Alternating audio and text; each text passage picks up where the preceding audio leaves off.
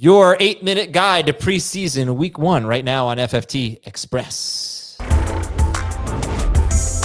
What's up and welcome to Adam and Jamie here. So we're going to talk about Thursday's preseason action and look ahead to Friday, Saturday, and Sunday. Is there a game Monday? Got a game Monday? We don't. Why not, Jamie? Let's get a game on Monday. You can play flag football. Okay. All right. So let's talk about Anthony Richardson, who looks like he dodged a bullet with a dislocated finger, but didn't really look great. So thoughts on the Colts? I mean, obviously it was bad across the board. Defensively, offensively, they just looked awful. But special teams, but it's preseason, so no reason to panic. I think in the case of Richardson, like you said, day to day, according to reports on Friday, we'll see how it, once they get back on the practice field and how much they'll actually get him out there. But it's a benefit to Daniel Jones to maybe try and steal the job. At this point, I think it's really the only Colt you should be targeting is Jonathan Taylor. And then if Tyler Warren falls to the right spot, you take a shot on him. He's in the top 10 mix. But Josh Downs and Michael Pittman could really be in for a struggling season because I don't think Daniel Jones coming in offers the same upside as Gardner Minshew 2 years ago or even Joe Flacco last year. Like, this could just be a very, very bad passing attack. I like it better. At this point, I feel like I feel like it's going to be Jones. It's just a guess, but the reason I feel that way is because if you can't get the simple protection right, and you get lit up like that, and just before that, he almost threw an interception. I just feel like Richardson did not do the basic things right yesterday. But whoever it is, I like Jones better for Jonathan Taylor because 2 reasons: 1, he'll throw to Taylor more. And 2, he won't be nearly as much of a goal line threat as Anthony Richardson. Okay. I think Taylor had 40% of the goal line carries, which I just personally, I use 1 to 3 yard line for that. 40% of the goal line carries when Anthony Richardson was healthy. Okay. Ashton Jeanty. I mean, we were doing a show last night and there were people in the chat like not panicking, but concerned about Jeanty on 3 carries. Come on. What do you think? I mean, drive down the price. You might get him in the middle of round 2. So I'm still buying. I don't want to judge anything based on less than a quarter of football. One of those drives was without Geno Smith. So if you're going to judge stuff like that, then you're drafting Keaton Mitchell over Derrick Henry and you're drafting Will Shipley over Saquon Barkley. Like, come on. Like, it's no reason to get concerned now. If the reports in camp were bad and we were worried about a lot of things for Jeanty to begin with, you want to nitpick him compared to McCaffrey and Achane and Henry and those guys at the top of the running back list based on last night. Okay. I think there were already questions about comparing those guys to begin with. But if you're judging it based on 1, quarter of preseason action and 2 drives, like, no, that'd be a mistake. Do not change your opinion at all on Jeanty based on 3 carries, whether they're regular season, preseason, whatever. Even if they were great carries. Yeah.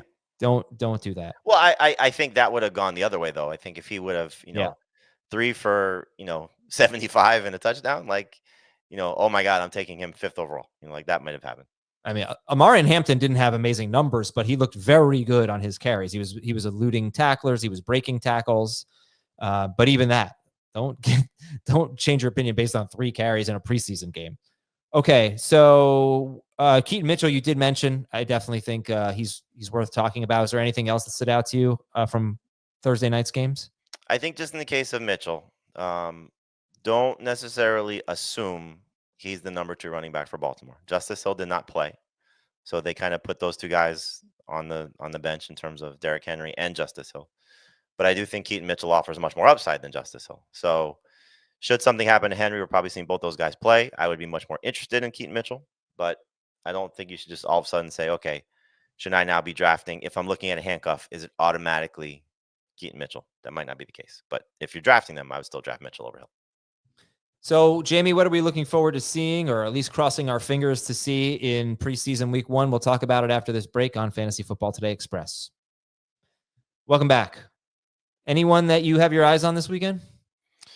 I do want to see what the Browns look like. A lot of hype clearly with Shedeur Sanders starting. You're going to see him with the backup. So I don't know how much that will make anybody feel better or worse about him individually. But we know what the narrative is with the Browns. what happens when they bench Joe Flacco, who comes in, who's going to be the number 2 quarterback at some point during the season if that happens. And so if Sanders looks competent right now with Kenny Pickett and Dylan Gabriel dealing with injuries, you might feel better about Jerry Jeudy. You might feel better about David Njoku, better about Cedric Tillman. I want to see what Dylan Sampson looks like, because he's going to have potentially a prominent role with the Quinshon Judkins in off-field situation still uncertain. And I want to see what the Chiefs look like. I know we don't get a lot out of preseason action when it's sometimes first team against second team or third team guys. But man, you cannot watch the Bengals and be like, I don't want to get a piece of that. I want to get a piece of that offense, right? You get excited when you see what Jamar Chase look like. Again, a lot of people were saying, okay, I'm sold. He's 1 overall. If there was any questions, Joe Burrow looked great. Again, backups, but I'd like to see the Chiefs come out and throw the ball all over the place and look like maybe Mahomes and that receiving core is going to be actually absolutely legit. And based on what we saw from the Bengals last night, you should probably expect fewer snaps for Chase Brown than what we saw after the Zach Moss injury. He was on the field almost every snap, 85% of the snaps, whatever it was. They used P. Ryan on third down, but it doesn't matter. I mean, Brown was so involved. He's going to catch the ball on first and second down. It matters a little bit, but I could see, I don't know if he's going to play again rest of the preseason, but that was the kind of performance where people go, okay, you know what? Like, he's their guy. It's obvious. I'm going to take him in round 2. Right now he's a round 3 pick. We got to pay attention to Travis Hunter. It's the most compelling storyline to me in this preseason. The Jaguars, they play the Steelers on Saturday at 7:00. How close are you going to be watching that one? Very closely. What's the snap share going to be? It's not going to be a fair indictment of what his season's going to look like because he's not playing the whole game. But can he get some opportunities? Can he get enough opportunities offensively that you're like, oh, okay, if I'm Liam Cohen, I'm throwing every target in his direction just to make people think like this is why we moved up in the draft, and then let him go line up on defense and see if he could shut somebody down.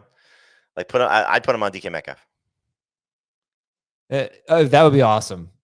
And I wonder, I don't know who's going to play, but rookies pretty much always play, right? So I wonder if Brian Thomas Jr. and Trevor Lawrence and Travis Hunter are out there for 2 drives and Thomas has 1 target and Hunter has 3 or 4.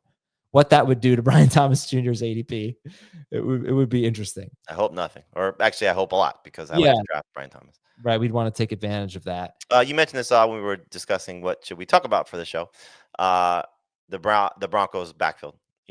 Will they stick to their depth chart and not use RJ Harvey until both Jaleel McLaughlin and Blake Watson come off and Audric Estime come off the field?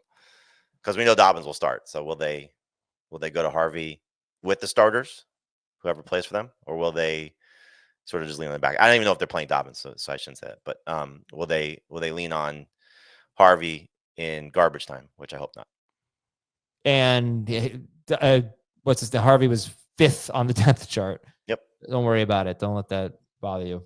Jamie, thank you very much. Enjoy preseason football. The rookies, if you're interested. I mean, I'm obviously interested to see Jackson Dart because I do think his time is likely to come at some point this year. And we'll catch up on everything you need to know from preseason week 1. If you just want to enjoy your weekend and not watch backups play football, I'd understand that too. So Monday's show will tell you everything you missed and everything you need to know. For Jamie Eisenberg, I'm Adam Azer. Have a great weekend. See you Monday on FFT Express.